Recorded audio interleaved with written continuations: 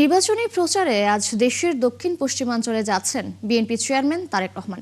দীর্ঘ ২২ বছর পর খুলনা সফর করবেন তিনি। দুপুর ১২টায় তিনি খুলনার খালিশপুর প্রভাতী স্কুল মাঠের জনসভায় যোগ দেবেন। সমাবেশ ঘিরে খুলনার খালিশপুরে প্রভাতী বিদ্যালয় মাঠে প্রস্তুত মঞ্চ। নিরাপত্তা দিতে মাঠে রয়েছে পুলিশও। খুলনা মহানগর বিএনপির নেতাকর্মীরা জানান, খুলনা মহানগর ও জেলা বিএনপির আয়োজনে এই নির্বাচনী জনসমাবেশে প্রধান অতিথি হিসেবে বক্তব্য রাখবেন তারেক রহমান। দীর্ঘ ২ দশকেরও বেশি সময় পর খুলনার মাটিতে হতে যাচ্ছে তারেক রহমানের সরাসরি রাজনৈতিক কর্মসূচি, যা নেতাকর্মীদের কাছে শুধুই একটি সমাবেশ নয়, বরং আবেগের বিস্ফোরণ ও ইতিহাসের পুনরাবৃত্তি।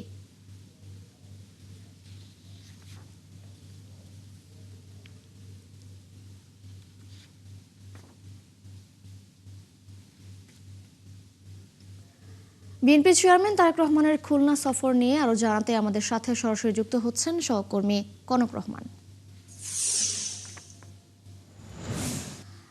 কনক, তারেক রহমানের জনসভা উপলক্ষে প্রস্তুতি কেমন রয়েছে, সেখানে এনে দলের নেতাকর্মীরা কি বলছেন, তাদের প্রতিক্রিয়া জানাবেন?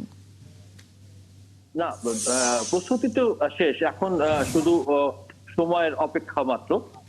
বেলা ১২টায় তারেক রহমান হেলিকপ্টার যোগে খুলনায় এসে পৌঁছাবেন এবং খুলনায় পৌঁছানোর পরে তিনি একটি হেলিপ্যাডে নামবেন।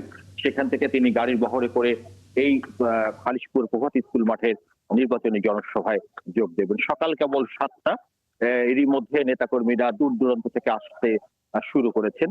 আমি যদি একটু দেখাই, আমার হাতের ডান পাশে বিভিন্ন স্থান থেকে নেতাকর্মীরা জড়ো হতে শুরু করেছেন। মঞ্চ প্রস্তুত রয়েছে এবং তারেক রহমান যেখানে ভাষণ দেবেন সেই স্থানটাও ইতিমধ্যে তার সকল কাজ সম্পন্ন হয়েছে। আমরা যখন শহরের বিভিন্ন স্থান থেকে ঘুরে ঘুরে এই জনসভা স্থলে আসছিলাম, ঠিক তখন দেখতে পেয়েছি নগরীর বিভিন্ন স্থান থেকে বিএনপি নেতাকর্মী, সমর্থক, সাধারণ মানুষ তারা জড়ো হচ্ছেন এবং জড়ো হয়ে তারা এই যে প্রভাত স্কুল মাঠে সেখানে তারা সমবেত হওয়ার জন্য প্রস্তুতি নিচ্ছেন এবং বিশাল লোক সমাগম হবে এটা নিশ্চিত।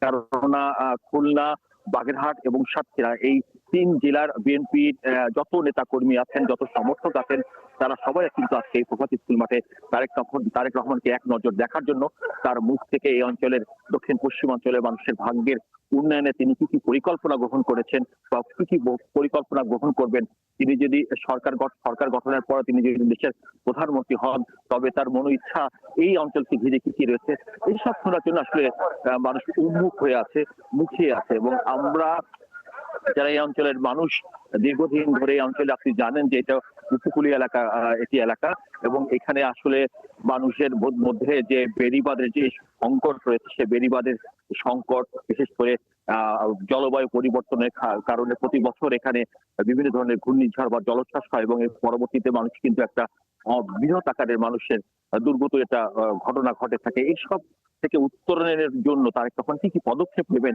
নিশ্চয়ই আজকে নির্বাচনী জনসভা সেই জনসভা থেকে তারেক রহমান তার সুচিন্তিত বক্তব্য রাখবেন এবং এই বক্তব্য শোনার পরপরই এবং আগামী 12ই ফেব্রুয়ারি যে বহুকাঙ্ক্ষিত প্রতীক্ষিত নির্বাচন, সেই নির্বাচনে তারেক রহমান খুলনা, বাগেরহাট এবং সাতক্ষীরা যে 14টি আসন রয়েছে, সেই আসনের প্রার্থীদের তিনি পরিচয় করিয়ে দেবেন। সবকিছু মিলে আসলে আমরা এখন অপেক্ষার প্রহর গুনছি।